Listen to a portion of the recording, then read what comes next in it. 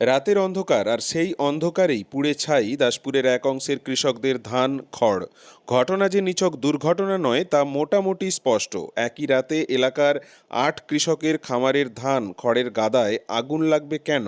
ঘটনাকে ঘিরে চাঞ্চল্য এলাকায়। জানা যাচ্ছে, বুধবারের সকালে দাসপুর থানার যোধঘনশ্যাম কাশীনাথপুর গোমুখপোতা এলাকায় ৮ কৃষকের খড়ের গাদা, কারো আবার ধানের গোলাতেও আগুন লেগে পুড়ে ছাই হতে দেখা গেছে।